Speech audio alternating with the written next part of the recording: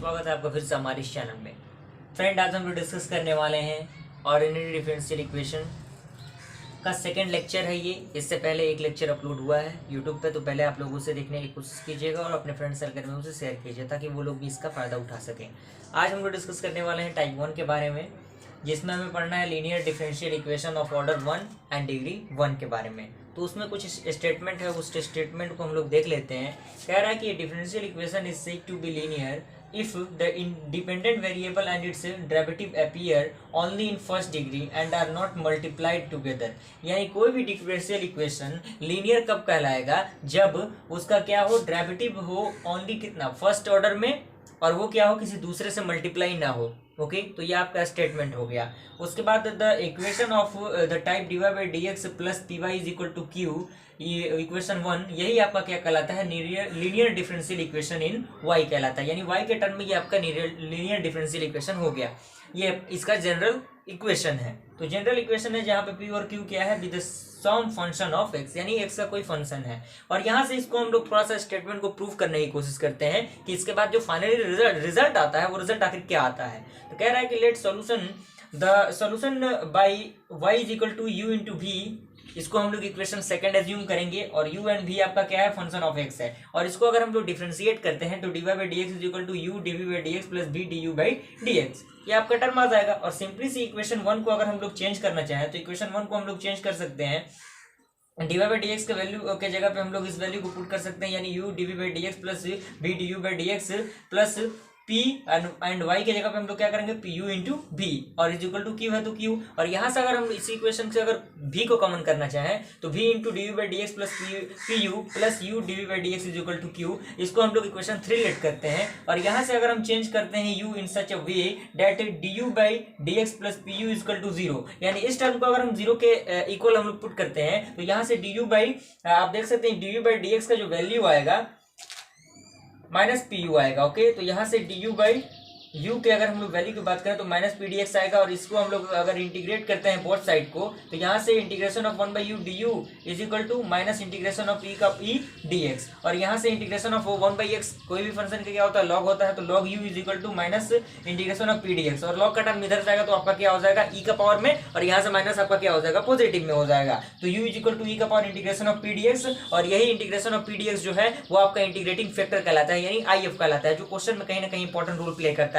उसके बाद अगला स्टेटमेंट ये है कि हेंस द इक्वेशन 3 बिकम्स, यानी इक्वेशन 3 आपका क्या हो जाएगा, अगर यहाँ पे 0 पुट करते हैं तो ये वाला टर्म भी 0 हो जाएगा, तो u dv by dx is equal to q हो जाएगा। और यहाँ से सिंपल अगर हम u की बात करें तो u अगर वेरिएबल सेपरेशन के थ्रू हम लोग चेंज करने की कोशिश करें तो dv by dx is equal to q by u, और यहाँ से dv is equal to q into, यहाँ से q into dv is equal to q into यहाँ पे dx हो जाएगा। तो dx के जगह पे जो आपका u के वैल्यू कितना क्या है आपका, e का पावर इंटीग्रेशन ऑफ pdx, और dx है तो dx। और सिंपल सा इसे हम लोग इंटीग्रेट करते हैं तो यहाँ पे v हो जाएगा, और integration of q into integration e का power integration of pdx and dx plus c। और यहाँ से फाइनली जो आपका इक्वेशन बनेगा वो y is equal to e का power integration of minus pdx and into आपका integration of q into e का power integration of pdx into dx plus c। और यहाँ से सिंपल y इंटू, अगर यहाँ पे पॉजिटिव हो जाएगा तो y इंटू ई का power integration of p d x is equal to integration of q into e का power integration of p d x d x plus सी।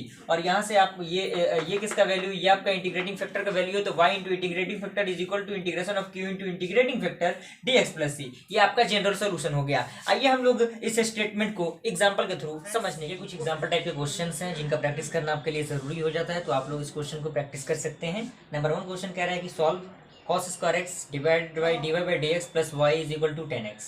सबसे पहले जो गिवन इक्वेशन दिया रहता है उसे हम लोग लिखने की कोशिश करेंगे। तो given cos square x dy by d x plus y is equal to 10x, और उसको हम लोग क्या करेंगे, dy बाई डी एक्स के टर्म को एज इट इज रहने देंगे और बाकी टर्म को क्या करेंगे, हम लोग रिमूव करने की कोशिश करेंगे। तो dy बाई डी एक्स, और यहाँ पे अगर हम लोग cos स्क्वायर को डिवाइड करते हैं, दोनों तरफ अगर हम cos स्क्वायर एक्स से डिवाइड करते हैं तो यहाँ पे cos स्क्वायर एक्स तो कैंसिल हो जाएगा, लेकिन y वाले टर्म में cos स्क्वायर एक्स डिवाइड में आएगा। तो हम जानते हैं 1 बाई cos स्क्वायर एक्स क्या होता है, sec स्क्वायर एक्स होता है। तो sec स्क्वायर एक्स होता है, डायरेक्टली आप लोग लिखने की कोशिश करते हैं तो सही रहेगा आपके लिए, टाइम की भी बचत होगी, dy बाई डी एक्स, और एग्जामिनर समझ जाएगा कि फॉर्मूला आपको पता है, dy by d x plus sec square x, और y है तो y एज इट इज, और 10x तो एज इट इज रहेगा, लेकिन 1 बाई cos स्क्वायर एक्स क्या होता है, sec स्क्वायर एक्स हो जाएगा वहां से। और यहाँ से अगर हम लोग कंपेयर करेंगे उस इक्वेशन के through dy by d x plus p y is equal to q, तो यहाँ से p का वैल्यू कितना आएगा, p का वैल्यू sec स्क्वायर एक्स हो जाएगा, क्योंकि y के साथ दो टर्म होता है वो आपका p होता है, और जो अलग होता है टर्म वो आपका क्या होता है, क्यू होता है, तो sec square x into 10x। और वहां से हमें क्या होता है, लास्ट स्टेप में हमें क्या होता है, इंटीग्रेटिंग फैक्टर फाइंड करना होता है, ई का power integration of p d x. तो ई का power integration of sec square x d x find करेंगे तो सेक स्क्वायर एक्स क्या होता है 10x, तो ई का पावर 10x आ जाएगा। जनरल सोल्यूशन आपका क्या होगा, y into integrating factor integration of q into integrating factor dx plus c। और यहाँ से सिंपल आप वैल्यू को पुट करेंगे तो ये इक्वेशन आपके सामने बन के आएगा। और यहाँ से आप क्या कर सकते हैं, 10x को t लेट कर सकते हैं और उसको आप लोग डिफरेंशिएट करेंगे तो sec square x dx dt आ जाएगा। और सिंपल सा इस प्रॉपर्टी के अकॉर्डिंग आप इस इक्वेशन को चेंज करने की कोशिश कीजिएगा तो आपके पास आएगा y into integration of y into e का power 10x is equal to integration of t into e का power t dt plus c। और सिंपल सा वहां पे आपका t इंटू ई का पावर t माइनस c का पावर t प्लस c। और सिंपल सा आप t उसको कॉमन करते हैं और t के जगह पे आप उस वैल्यू को पुट करते हैं यानी 10x के वैल्यू को, तो सिंपल सा आपका जो फाइनली आंसर आएगा वो यहाँ पे आ जाएगा। ओके, आई होप यहाँ तक क्लियर हुआ हो। उसके बाद सेकंड नंबर एग्जांपल कह रहा है कि solve the y dx minus x dy plus 3x square y square e का पावर x का power 3 dx is equal to 0।